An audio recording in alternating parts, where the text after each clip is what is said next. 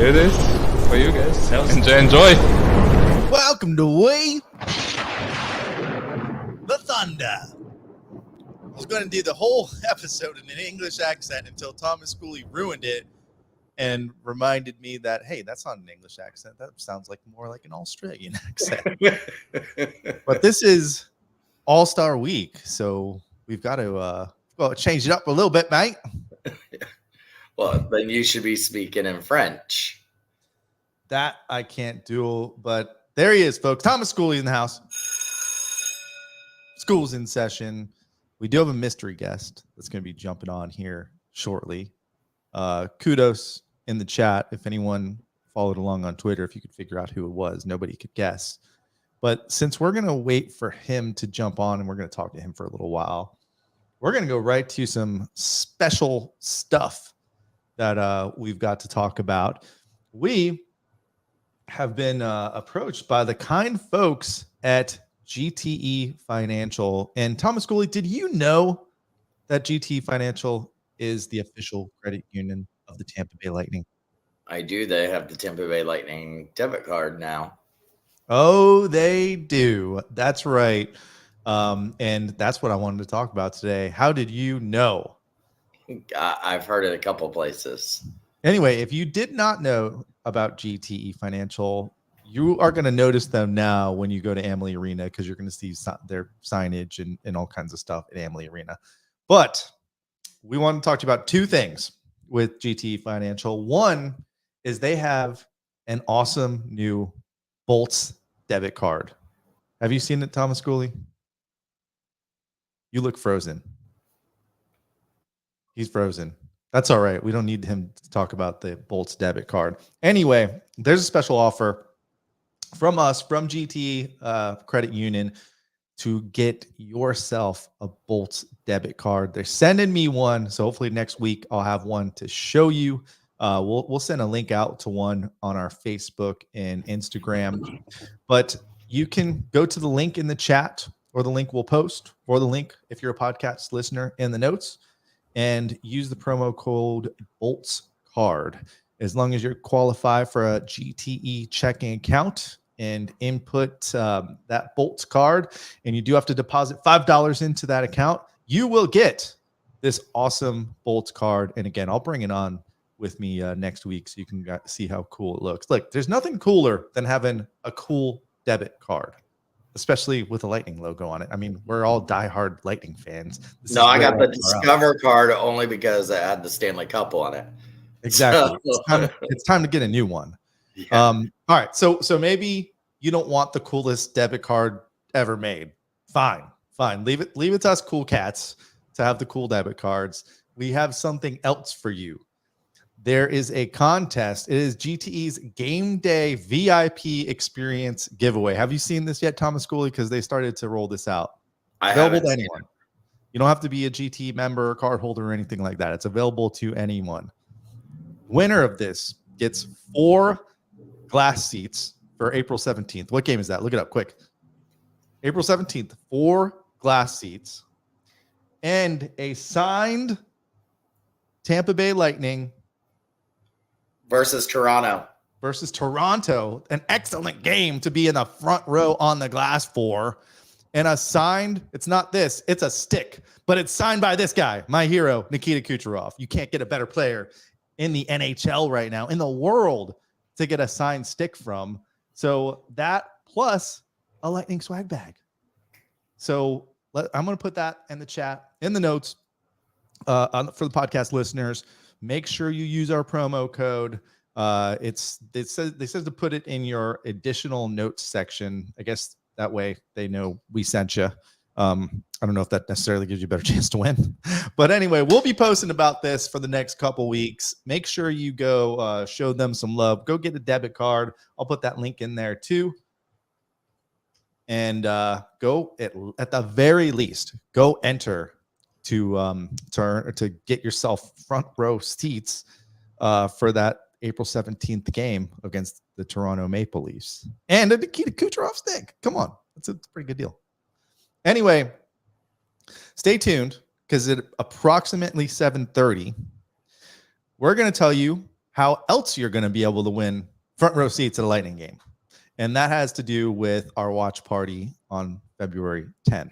So update at around 7:30. We can't wait any longer. We have I pitched it as a mystery guest. Did we get any comments on guesses for who it was? No, I had some incorrect guesses on Twitter, but let's bring him on. You might know him from your televisions.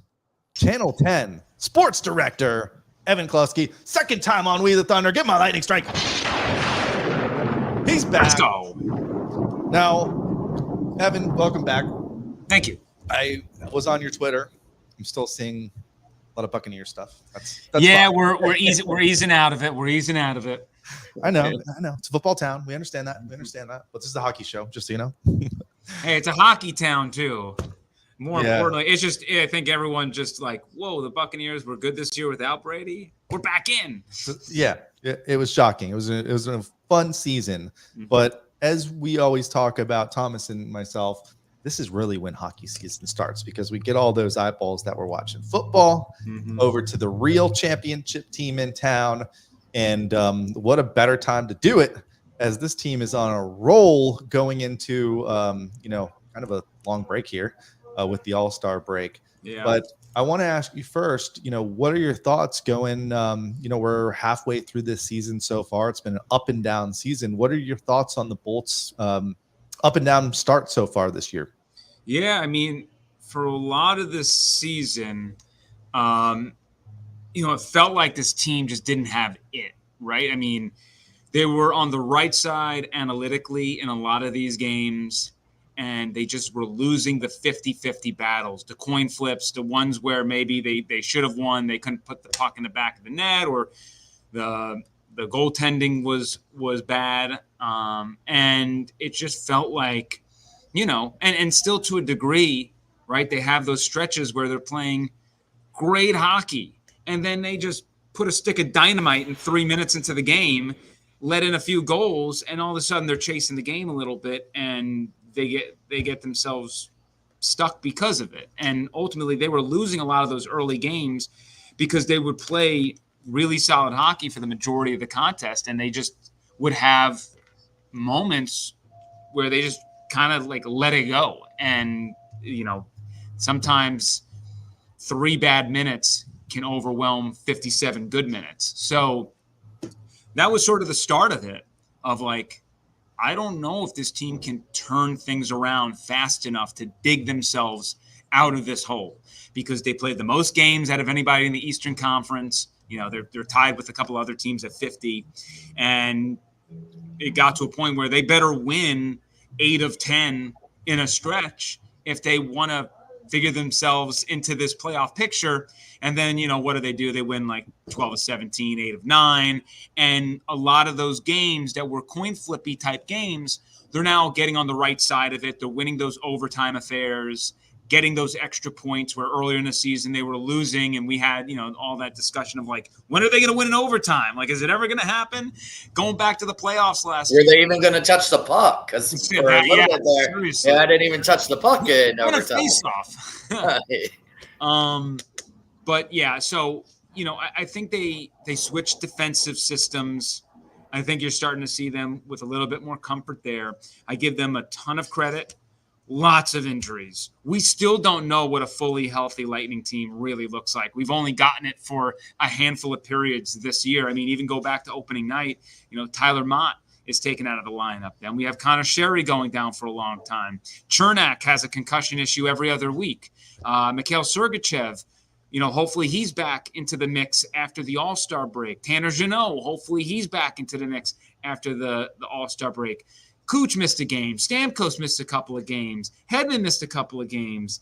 I'm probably forgetting about somebody along the way. Vasi, yeah. I mean, Vasi missed 2 months and then also had to get back into the swing of things where he had no training camp. And it's like, oh, yeah, go be the Vezina winner that we all know and love, and do that in the middle of the season and, without really any practice underneath your belt. And we're starting to finally see a taste of Vasi again.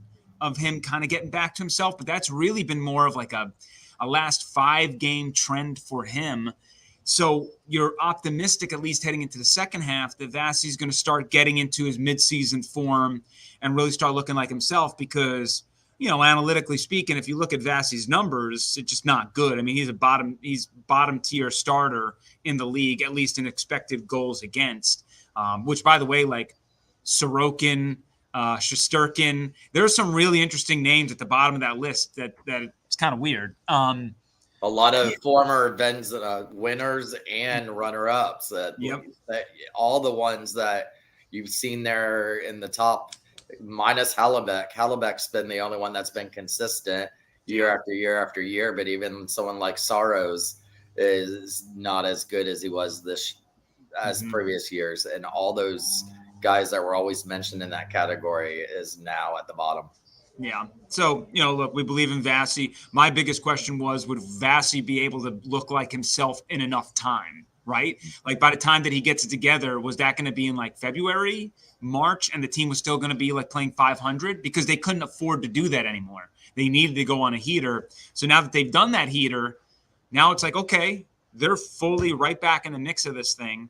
Other teams have games on them, so they might be more of a wild card team at this point than right now. They're currently playing the Panthers as that 3 seed in the division.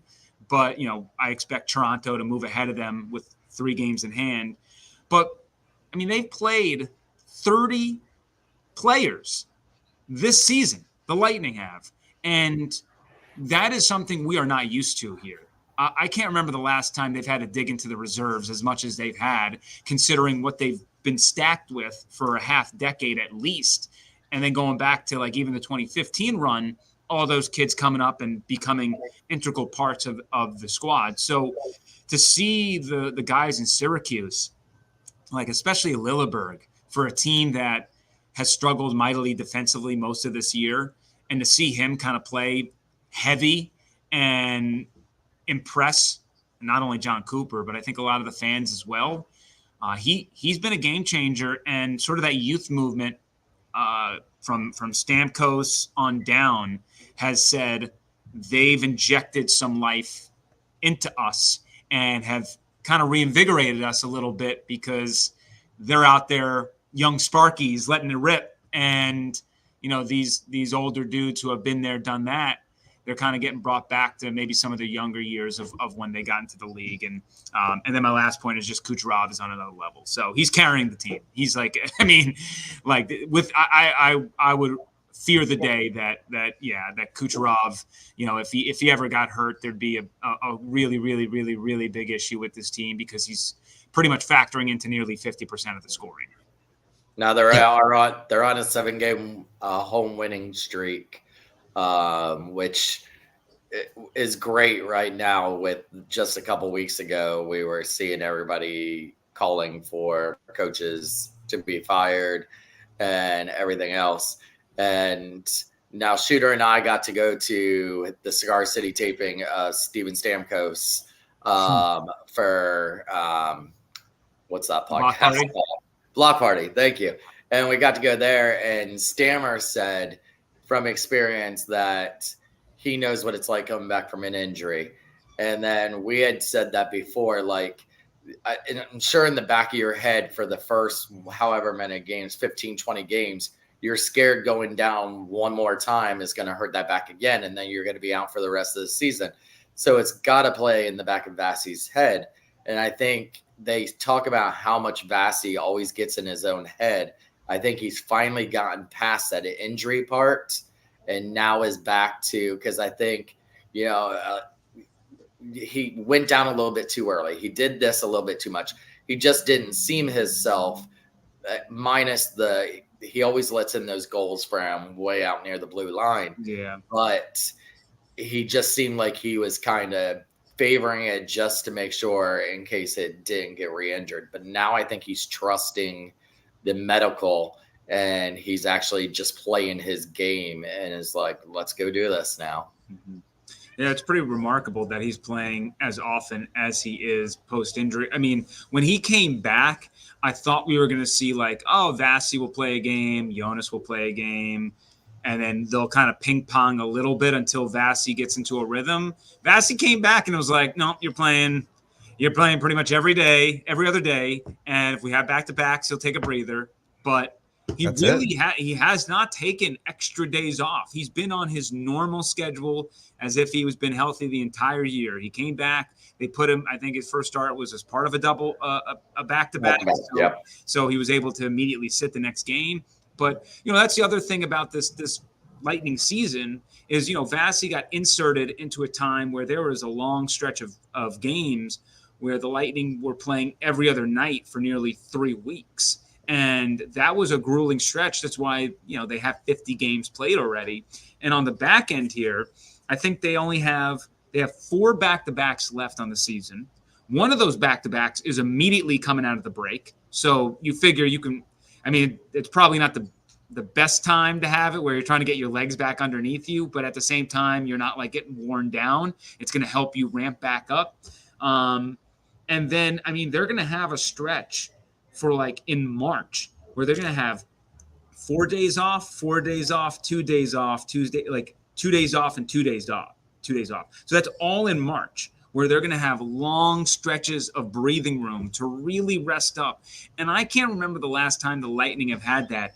I remember a lot of schedules being backloaded and them just kind of easing off the gas pedal a little bit. But they're actually the hard part of their schedule, figuratively and metaphorically, is over, because also in the Eastern Conference, per Tankathon, they have the easiest strength of schedule remaining. So they're about like 24th in the NHL, but the people underneath them are all Western Conference teams. So they have the benefit of kind of going through the gauntlet already. And in hindsight, if we get through the season and they do make the playoffs, it might be a little bit of, okay, maybe they were just extremely tested early. They were in a schedule gauntlet, and they were also dealing with an influx of injuries in a new system. And for us to think otherwise was silly. And I'll be the first one to be like, yep, I fell into that trap. So I just think that I can kind of see them getting out of this break and continuing to really find their footing. Whereas, remember last year they got out of the All-Star break and they looked like a completely different team, uninterested. We have the playoff spot locked up. We're going to play Toronto, and we're just bored. Yeah, and I agree with you. The back end of the schedule is easier, but immediately after the All-Star game here, we do have a brutal stretch of games. Mm-hmm. So you've got the Rangers, Islanders back-to-back. You've got the Blue Jackets, February 10th, by the way, watch party at Cigar City if you want to join us, Evan. Mm-hmm. And then you've got the Bruins and then the Avalanche. And by the way, that Avalanche game is back here at Amalie. And then you've also got the Panthers coming to Amalie that week. So that's a rough stretch of games, that first 2 weeks that they're back from the All-Star game. And as we know, when the Lightning seem to take time off, they don't exactly click back. They did after this last little break they had. This last little break, we thought that going back into it, and they ended up winning their next 2 games at home. Yeah, I think the good thing is they know they have to win now. They're going to be in that hole, like Evan mentioned, not having way more games played than a lot of these other teams, including Toronto and the teams in their own division. So it's like they can't take any of these nights off. They've got to beat some of these really good teams in their house, and especially continue to win at Amalie, where they've been pretty successful, especially here in January. Looking real quick at all of the Eastern Conference, the last 10 games, nobody has been better than Tampa in the Eastern Conference. 8-2-0 in the last 10. The Bruins 7-1-2, Panthers 6-2-2, Maple Leafs 5-4-1. Red Wings 7-2-1, Sabres 6-4-0, Canadians 3-4-3, and Senators 5-3-2. No team has been better than the Lightning out of the last 10 games. So they're catching, they're getting those points, they're banking points. And even though some of these other teams have games in hand, if you're still winning those points in your last 10 games, you're still banking more than them. And that's what they need to continue to do. Yeah. And Evan's thing, I also heard that the chief on one of his interviews said he really felt these AHL guys did light a fire under them and brought some young joy into them, and that the players wanted to do it for these younger kids. And you've been seeing kind of like the mentors versus in the mentees, and you see when they score their first NHL goal, their first NHL point. We've seen so many of that this year, and how it is for the other players, all the veterans go and jump and give them 5. And we did see the Lightning sent most of them back except for Lilleberg for the All-Star break. A lot of times that's just to get them to play up in Syracuse and keep them going. But the last practice before the All-Star break, we did see Jeannot. They activated Fleury already. Yeah. Sergachev and Chernak were all on the ice for practicing in that last practice. So now let me ask, Evan, there's been a lot of talk within the fans with these young guys coming up, particularly on defense, playing very well for their first few games in the NHL. And now all of a sudden, like a lot of people want to trade Sergachev. They're looking to see who's going to lose their job now. Fleury's is he on the block now? Chernak's another guy that's come up because the guy just can't stay healthy. And with the injuries that he has to the head, it's just tough to watch a lot of times because it seems like it just keeps happening. But also somebody else has to take that contract and take a risk on that player. Being in the media, do you hear anything, any rumbles? Do you have any clue of, do you think the Lightning will try to pull a rabbit out of the hat? Because they don't have much room, but now having some of these guys that maybe they can trust for a run in the playoffs, maybe that does make some of these guys expendable. And one thing we really like about JBB is he was never afraid to make that move. That was kind of my knock on Yzerman, is Yzerman did make some trades, but more than often he stood pat at the trade deadline and did not make that move to, shore up the bottom 6. Do you think that with these young guys playing so well, that makes some guys expendable at the trade deadline? And before you answer that, Evan, there's also been that rumor that's been all over the internet this last week that the Lightning have informed both sides, the Eastern and Western Conference, they are looking for a top 6 D-man and are willing to negotiate for that. And the rumor came out today that Maroon and Edmonton and Tampa are looking at bringing Pat Maroon in. Yeah, the Maroon stuff I need to look more into, because I thought you couldn't bring the player back when you're doing like a cap type maneuver for a pick. So I have to dig in and see if that's the case, or if there's like a roundabout way where you can make it not like that. To me personally, love Pat Maroon. Wasn't Maroon a free agent though? I think that's how they can get away with it. It might be. I gotta look into the rules again about that stuff, and so I don't want to necessarily lead anybody down the wrong path. I was just like, I thought when I heard that, I was just like, I got to double check that. But I don't think that necessarily Pat makes much sense for this roster construction, right? Like you traded him because you wanted to get quicker, and I think you wanted a different element to this team. And Pat's done a pretty good well in Minnesota because they've given him more opportunities, to be honest, and what the Lightning really ask of him. But you already have Watson, and you already have you have Jeannot as your enforcer now when he's healthy. Right now it would be cool to have Maroon because you don't have Jeannot, you don't have Watson out there.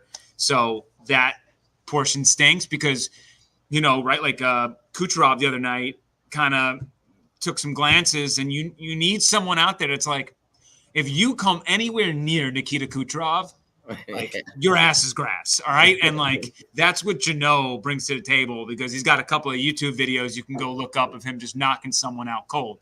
So I mean, that stuff that's something that the Lightning, they value. We know that. They value someone who is going to be a little bit of an enforcer on this team and protect the guys. We always hear the term, make you stand a little bit taller on the bench. If I had a nickel for every time John Cooper said that, but that is something they believe heavily in. I definitely do not put it past the Bolts to go for it as they've always had. I mean, when JBB made that trade for Jeannot last year, right? Everyone still, to a degree, is like, you probably got ripped off there. But, he did, if he believes that he can bring in someone who is going to be a part of the team in the big picture for the long haul, then he will make that trade, because I'm sure he'll go right back to the line saying, like, what do we value these picks for? Right now, we have something. I don't know what we're going to have in 5 years, but right now we got it. So what we can bring in today is more valuable than what we can bring in tomorrow, essentially. And worrying about what this team is going to look like 5 years down the line doesn't do anybody any good. At some point, all the core members are going to get older, and we're going to be left with, maybe an aging Kucherov. And yes, the Lightning are going to probably go through a really rough time, but that's what you do in Stanley Cup winning eras, is you got to push for it. That's how you won 2. And I do think that they want to shore up the back end, not just this year, long term. I think they need that answer, because certainly at the beginning of the year, it was an issue. Last year felt like it was an issue. And, once they kind of lost McDonough, they still haven't really found that replacement. And that was a salary cap move. They didn't want to make it. They had to make it. And I think it's just something where, I don't want to say it's a regret. I don't think it's because they had to get money off the books. What else were you going to do? But it is something where they thought maybe we can get by. And over time, it's like, I don't know if we are going to be able to find a defensive answer. So I believe that it wouldn't surprise me if they would throw in a guy like Chernak in a deal to bring in somebody, solely because of the issue you brought up. It's like, we had Chernak last year in the playoffs, and then game 1 takes a really insert line here type hit from Bunting. And that was, kind of the Bolts were screwed at that point. And they played really well in that series, to be honest. They choked one away. They couldn't finish in overtime, but it did compromise them on the back end. I do think that Fleury is probably more of a break glass if needed type defenseman versus really being thrust into a top 6 role. I personally rather see Myers than Fleury. And Myers, that's a $2 million guy sitting in Syracuse. Mm-hmm. Where Fleury is real cheap. And we're still paying Myers that $2 million even to sit in Syracuse. I'd rather have Myers up here. But, Myers is really doing good down in Syracuse and teaching those younger guys a lot of things. And that could be what his role with this team is to help the Lillebergs, the Croziers, all those down there in Syracuse get ready for the NHL, because it seems like they're finding it. Yeah. Well, one thing is pretty certain, right? I was worried, and I think a lot of Lightning fans were worried about just, what do we have left in Syracuse? What's in the farm system? And, everyone we've brought up on the defensive side so far has actually been pretty impressive. Yeah. And I still include Darren Radish in that as well. I think Darren Radish is doing a really good job. Perbix, I know some people are not loving Perbix. Perbix had a really rough start to the season. He's gotten better midway through, and Radish to a degree as well. But, that was the thing about Radish, is he came up with this team and it was like, oh, this guy's going to be an offensive defenseman. And it was like, man, we got, right up until that Minnesota game. And it's like, this guy still hasn't scored. And now you're seeing a lot of the blue line be way more aggressive. And that's also a thing we didn't mention out of the start, but another key piece to kind of them stringing some things together here recently is just the defense has gotten up into the offense and provided something and has been involved. I think they were so worried at the beginning of the season of learning their defensive system and just making sure that they did their job that they were hesitant to really push.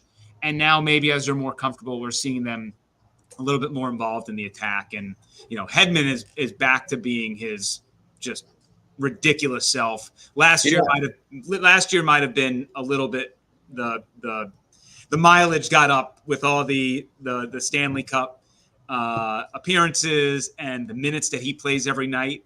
I think last year might have been like, okay, I am toast. Like I need a break. And he's come back this year revived. And that's why you've seen Sergei's numbers dip. Sergei took over Hedman's role last year, really. He even was the top guy on the PP unit at the end of that year. Mm-hmm. And now this year, Hedman is right back to where he was, and Sergei's kind of taking a step behind him. And we certainly need to see more from Sergei, but he's still got to find an identity out of that shadow. But I am not overly concerned about the dip in numbers with Sergei, only because his role has changed. Yeah, and I thought Heddy's changed in like last 4 or 5 games ever since he broke that stick and launched it down the ice. He seems like he has had a different attitude. He's had some big hits, and that's always been my knock on Heddy was he was such a big guy and didn't use it. He was starting to be like a Chara type guy where they were just a tall tree. That was it. And if you skated around them, then you had all kinds of ice in front of you. But now ever since he had that moment where he snapped, he's been hitting guys left and right. He's been checking them, and he's been doing real good, and also shooting the puck at the net. Angry Hedman's a good Hedman. Yes. Yeah. All right. Angry Giant's a good Giant. Listen, 3 things. I promise a surprise at 7:30. We'll get to that. I want to get Evan out of here because Evan's been working late tonight, obviously. still gotta work through the night. 11 o'clock newscast. Yeah, you never stop. You news people never stop. Okay. But wait, Evan's got to have gotten tons more followers and ton more watcher because Tampa Bay's favorite newscaster joined Channel 10 this year. And so I'm sure he brought a lot of people over there with him when he left Channel 28 and announced it at the Jameson. Oh yeah, that's right. We acquired him in free agency. Yes. Yeah, it's funny. I saw him when he was onboarding the first week or two, but we were already yucking it up about sports and all that stuff. But now he's on the morning show, so it's like we're shifts passing in the night with that. I leave at like 1 o'clock in the morning. He gets in at 3 or 2 or whatever he does. But I did see him for the Buccaneers playoff game. I got back from Ray J, was working till like 2 or 3 in the morning. And then when the morning team starts coming in, it's like, crap, I'm here way too late. When I'm mixing it up with you guys, this is a problem. So yeah, go follow Evan. I mean, he's a really good follow on X, Twitter, whatever you call it these days. He's got the tag right up there. Definitely go follow him. I follow him. I occasionally even tweet at him at some of his tweets. He's a good follow. Also, if you are watching on Instagram, there seems to be a delay and we're not really keeping track of the comments. They don't come through our feed here. So jump over to YouTube or Facebook if you can. And for that 7:30 announcement, hold on. We're going to play a little. We like to have a little fun in games here, Evan. Did we play a game with you last time you were on? Yes. Did we do over under? I forget. I think underrated? We did over under. We did over under. I think I had to make a goal prediction. Okay. There was one other thing that I forget. We don't have a game tonight. Let's do either or. Either or. You pick your favorite. And you've lived here for 2 years now? We're coming up on 3 years. Yeah. 3 years in April. Are we treating you well here? You gonna stick around? Yeah, I'm staying.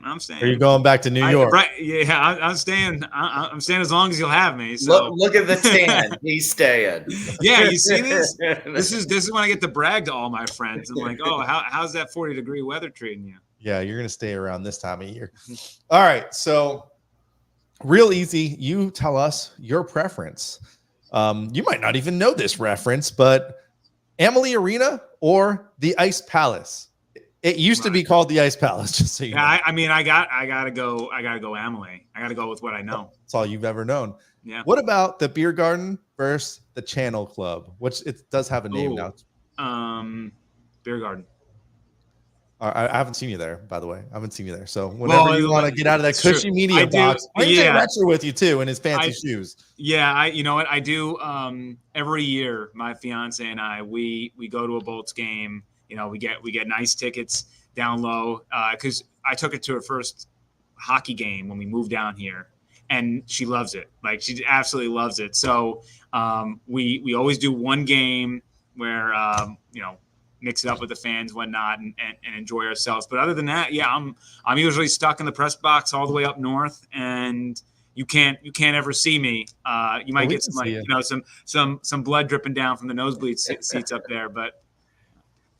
All right. I'll have to show myself a little bit more in between periods or something. Thomas can see you from his seats. So yeah, I can see the press box. I'm up in those nosebleeds, but not too bad. I sit right next to the Oregon. Oh, nice. All right, Gretzky or Ovechkin? Are we going like just overall player or like goal scorer? Just overall, Evans. I gotta go Gretzky. Oh yeah, for sure. Gretzky.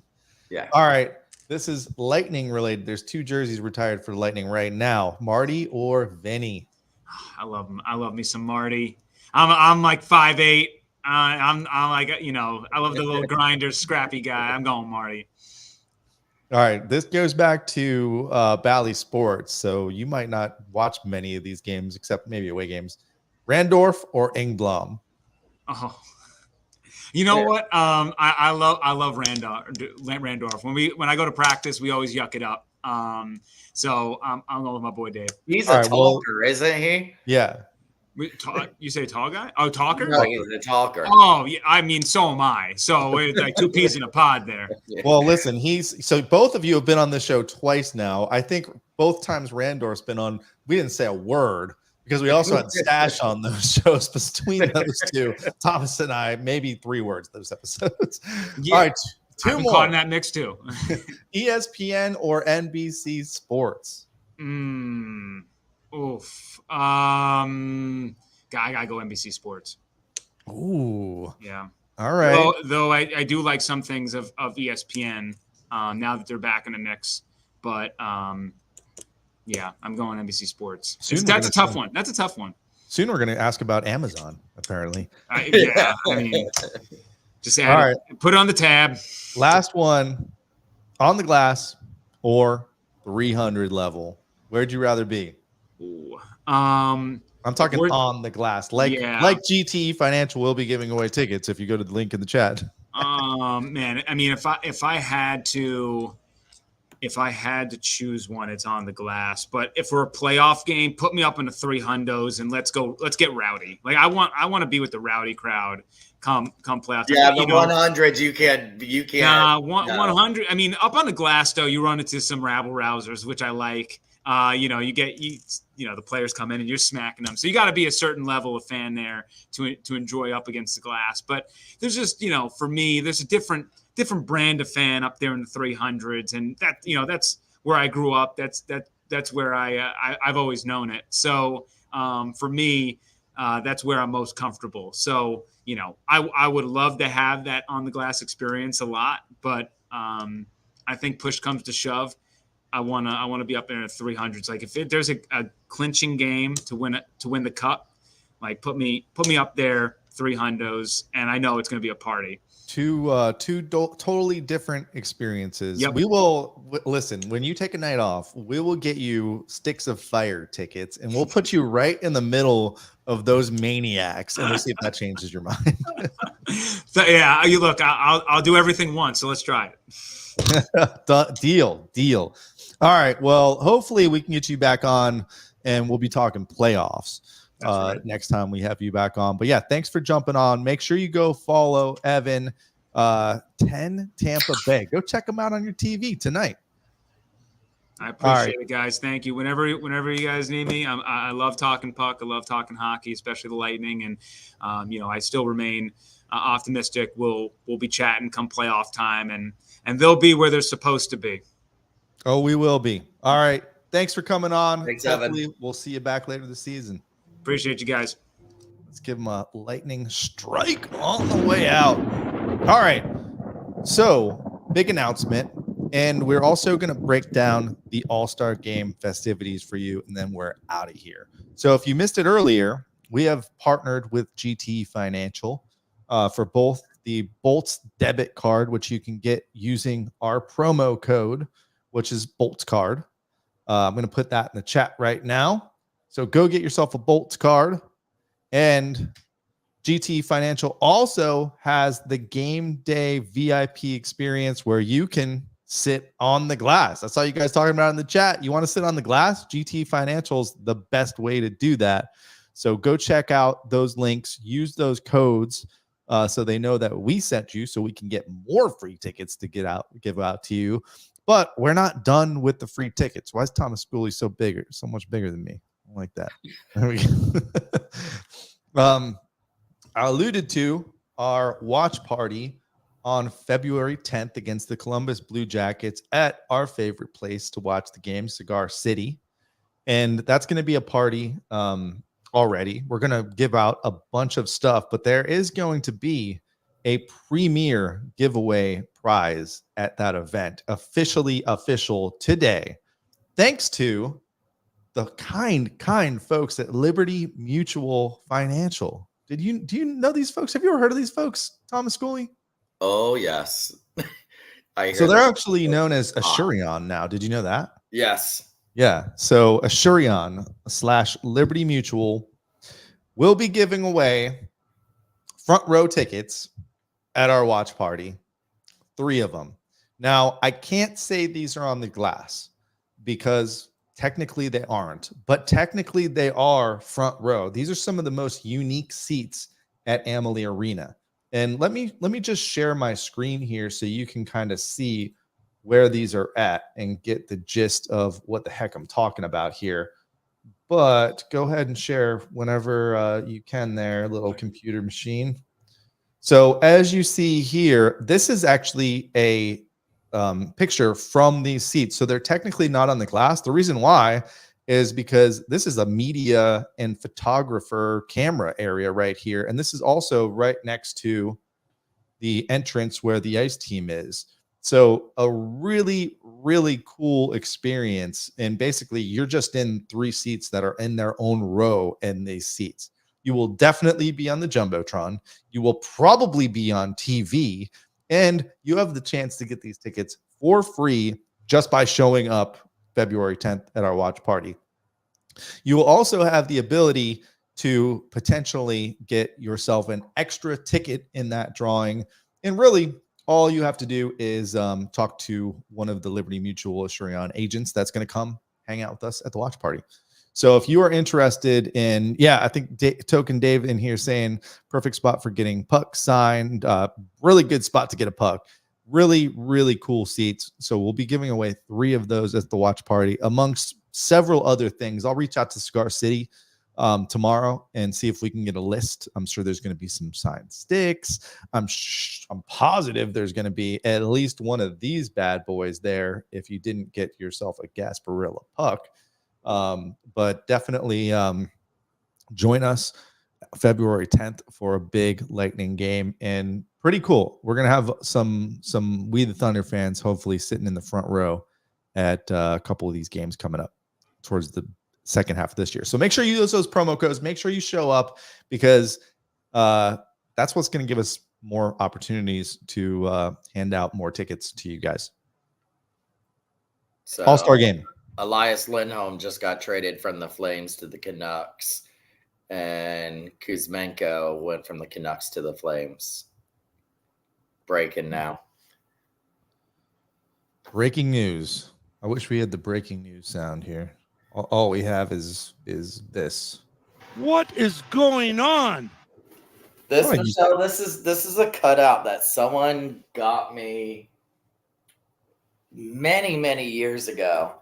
And matter of fact, they put a piece of contact paper on there for players to sign it, and I only took it once and got Strawman was the only person that signs it. So it's actually signed by Strawman on there. But he travels with me now. Hell yeah! He talks too. Yeah. Hell yeah! From my last place to my new place. So listen, he freaked me out a couple times.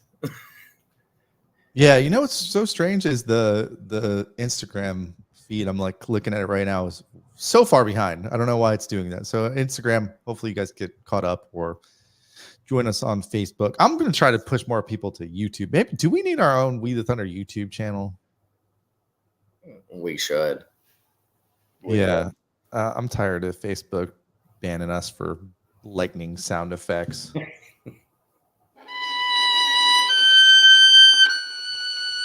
Is Nikita Kucherov still in tied for first place right now? Is what? Is Nikita Kucherov still tied for first place in the points race? Yes, they went into the break tied. Ladies and gentlemen, this is the portion of the show where we worship the best player in the NHL, Nikita Kucherov, and we ask Nikita Kucherov, why are you so good? Can you make it simpler? We can't make it simpler, Nikita Kucherov. And by the way, I didn't even mention with those GT glass tickets. Sorry, he leads by 1 point. I thought that was He is the leader in points. He has 85. McKinnon has 84. And I forgot to mention with the last mention for anyone that joined late, with those glass seats that GT Financial is giving away, you will also get a Nikita Kucherov sign stick. Which, if you win, I will take donations in the form of signed Nikita Kucherov sticks, or you can bring me the game with you. That's fine. Thomas already has tickets, so don't call him. They have a sign. They're tied in assists, McKinnon and Kucherov, but in points, Nikita Kucherov is 85. McKinnon's 84. Third place is Pasta, and he's 72. So he's still way behind there. Well, look at this guy, Nikita Kucherov, and guess what? He is not the only Tampa Bay Lightning guy that will be at All-Star Weekend, because look at this. Wolfie has his own graphic. I'm just on his Facebook right now. He's got his own graphic because he is going to be your in-arena host for all these festivities up in Toronto. How weird is that going to be for him? But yeah, I'm going through his post here, and we're going to talk about what's going on this week for the NHL All-Star Game. You've got the All-Star Game on Saturday. You have on Friday night the skills competition, and tomorrow night, Thursday, they're switching it up a little bit. They're doing a draft. So it's not necessarily these teams decided by their division that they're in. You've got your team captains here for whatever reason. They also have a celebrity captain, but Austin Matthews and Justin Bieber are teaming up on Team Matthews with the good blue jerseys. Connor McDavid and Will Arnett. That's a pretty good mix right there. With the white jerseys, McKinnon and Tate McRae. Thomas, you'll have to fill me in. I'm old. I don't know who Tate McRae is. I'm older than you. What are you talking about? What is she, a TikTok star? I was just trying to figure out because actually I thought she was something else, but so I'm looking it up now. And you've also got the Hughes Canadian brothers. singer. A Canadian singer. Singer, songwriter, and dancer. Well, I hope she wins.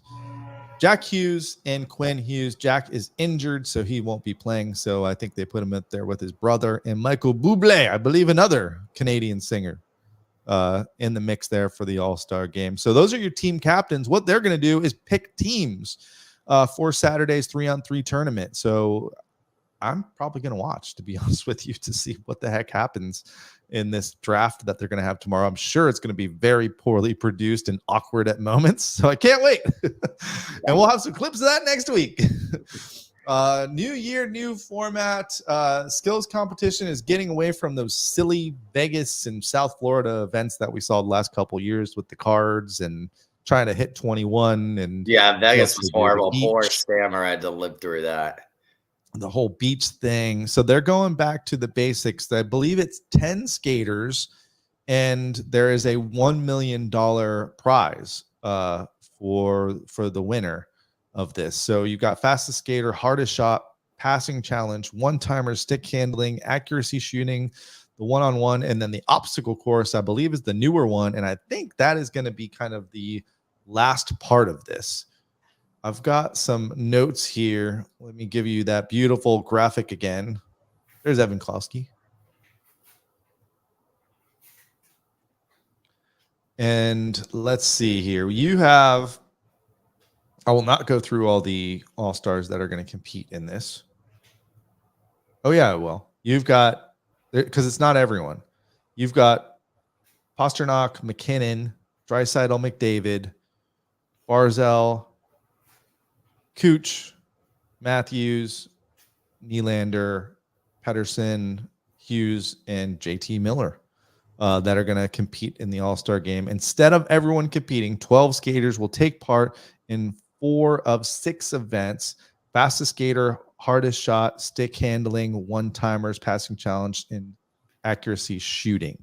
5 points are awarded to the winner of each event, down to 0, whoever finishes 6th.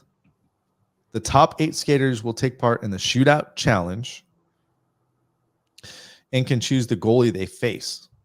After that event, the top remaining 6 will take part in an obstacle course with twice the number of points. The skater with the most points at the end of the night will receive $1 million. So you're going to see a rich hockey player get richer, which I don't know, what might make it more interesting to see how competitive they get with each other. Did you tweet that out? Because you lost me way back after you said Kucherov. Did you tweet out that part or tweet out what? Whatever you just read. Would you like me to? It's from USA Today, one of the finest papers in the land. Yeah, you should, so people know where to go find that easily. Follow Shooter on X, Twitter, whatever it is, because yeah, that was a lot. That'd be at least a lot easier. I love Serena's little thing here. So no Mario Kart to match the jerseys. Well, the funny thing is we don't know what color Cooch is going to be wearing until tomorrow's draft. Yeah, but they sold the jersey in blue. Do you think there's a script for this whole thing? Is Matthews going to take Cooch? Well, maybe he's automatically in blue no matter what. No, Matthews is team blue. Oh. They've got teams here. Blue is Matthews, McDavid's white, McKinnon's yellow, and then red is the Hughes brothers. I'm assuming they just are selling jerseys because that's what they do. They sell jerseys, and they can't wait till Cooch gets picked up tomorrow night. He's the only Tampa Bay Lightning player.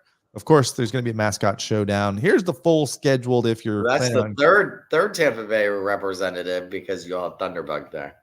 Thunderbug will be there and there will be a mascot skills competition before the actual skills competition. So the mascot showdown's no joke this year. It's a whole bevy of events here, including musical chairs. So yeah, the All-Star game is upon us. I wanted to ask Evan actually, what would he do to change the All-Star game? I know the NHL is trying whatever they can do. Bring in Bieber, bring in McRae, whatever the lady's name was. Bring in other Canadian celebrities because it's in Canada. What do you guys in the chat think the NHL should do with this All-Star game? I do. My favorite part of the All-Star game is the skills competition. So I do like them putting out $1 million and having one winner instead of being this whole, like, the Atlantic wins the competition. I think there should be $1 million winner for each. Like the fastest skater, I really liked it when it was Point, McDavid, and that was fun to see that. I like the accuracy contest, the hardest shot contest. So those are some good ones. Go back to the basics. And then I don't like this mixed teams. Go back East versus West. How about North America versus World? I'm even okay with that. I mean, that's even fine. Let's see what we got here. If they actually showcase the skills, gimmicks are lame. I mean, these aren't as gimmicky as they've been in the past. They've kind of got back to the basics Kathy's saying that the store had all 4 colors, but were they Cooch jerseys? Michelle's saying they should do the World Cup. Well, to be honest with back to you, Emily, I agree there. Although I spent a lot of money and a lot of time at it, that weekend was just a rough weekend for me. we're not going to get it back here in the next 10 years. That's for sure. No. You got to think Vegas is up on deck. Seattle's up on deck. Well, They're gonna go Vegas back just to had Canada. it Oh, that's right. Vegas was last year, or 2 years ago. 2 years ago. You got it right away. Yeah. They might get it again before we do, which is ridiculous. But I mean, remember how fun it was when Gasparilla weekend having the All-Star Charles game? said they were all Kucherov. So you could buy it in any of the colors. I think blue's the best one. Yeah, for sure. Who wants that yellow jersey, that yellow All-Star jersey? And I want them to get back to what they did a couple years ago, where they just had like interesting designs, but they still had your team logo on it. Like the St. Louis one a few years ago was basically just kind of, it was actually kind of an ugly color for the Lightning, but it was still a Lightning logo in the middle. I think that would get more fans to buy their team or their favorite player's jersey. Yeah. Maybe, I don't think the NHL will ever do it during Gasparilla weekend again. I think that was a huge mistake they did not like. they didn't realize what they were getting into. No, with a whole bunch of drunk people trying to bust through security to just walk through.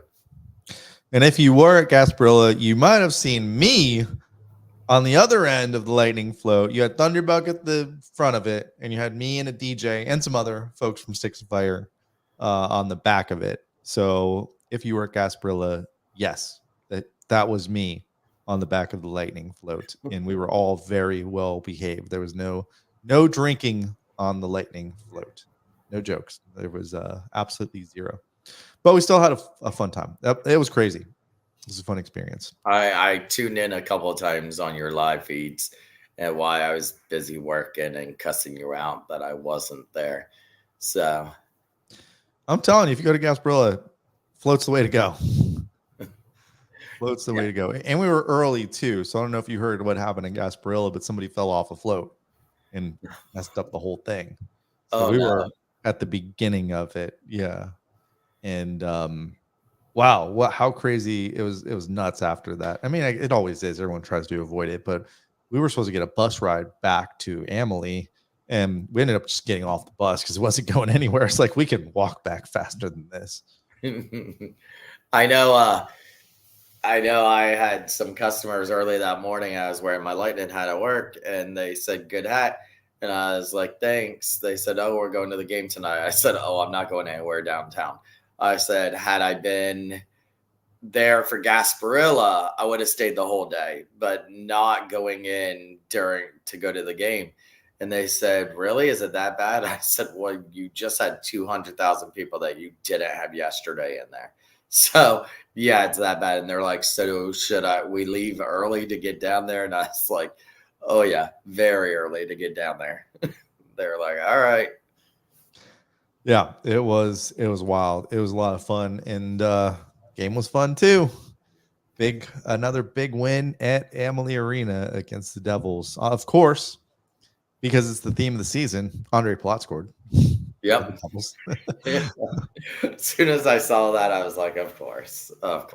Just a rebound goal, right place, right time. But that's so Andre Palat, right place, right time. They're going to put that on his Hall of Fame shrine if he makes the Hall of Fame. Right place, right time. All right. We got anything else to talk about? I think we're good. We don't even have a game this week. How have we been talking for an hour? No, but join us on the 10th, everybody. Yeah, I think that's the big message. The 10th, get yourself some front row tickets by joining us. Think about it. We're not going to have more than 40 or 50 people there. So to win these amazing seats, you've got a really good chance to do it. And like I said, everyone that attends is going to have a chance to win the tickets. You're definitely going to walk away with something. It might be free swag, but we have a ton of it thanks to Cigar City. It might be a signed stick. It might be we might get more tickets to give away. But anyway, when these companies approach us about doing this stuff, please show up. Use those links we put in the chat. Sign up for the Bolts card. Sign up for the contest and use our code so they know that we sent you, because we're just going to get more stuff to give away. Jay Retcher just tweeted out that New York Rangers coach Peter Lafayette is on his flight from Tampa to Toronto. Not sure why he was in Tampa. So literally just came out at 8 o'clock. So he's flying to Toronto right now. And then he joked around. I asked him how to spell Shuskirkin. He's like, "No, I did." All right, there you go. Watch party link in the chat. We'll also put it in the notes for the podcast, and we'll be tweeting out all this stuff too. So stay tuned if you don't follow us at We the Thunder Pod, or they want us to post on Instagram too. So follow my Instagram at Shooty Shoots. Follow Thunderbolts, because we'll be retweeting or reposting some of the Facebook stuff there, and show up on February 10th. I would like to fill up, like if you were there for the first watch party, we kept having to bring in more chairs and tables and stuff like that. I'd like to just fill up the entire place with Lightning fans, which I think we can do. I think so too. Yeah, just tell a friend, come, you're going to have a good time. There's nothing else to do that night. I think it's a night parade. Gasparilla, nobody goes to the night parade. That's dangerous. It's an Ebor. No, Yeah. thank you. Yeah, come to Cigar City. By the way, not at the stadium, Cigar City, the real Cigar City at the brewery, right behind Home Depot on Del Mabry and Spruce. Maybe I'm right. We'll show his face and come out and join us, and we'll tell him he's right after all. All right, Tons of giveaways. Come out, guys. Yeah, we got some good stuff, and probably more between now and then that we can't even tell you about yet. All right, let's cue this bad boy up. This has been We the Thunder. Don't forget to be the Thunder. That's it?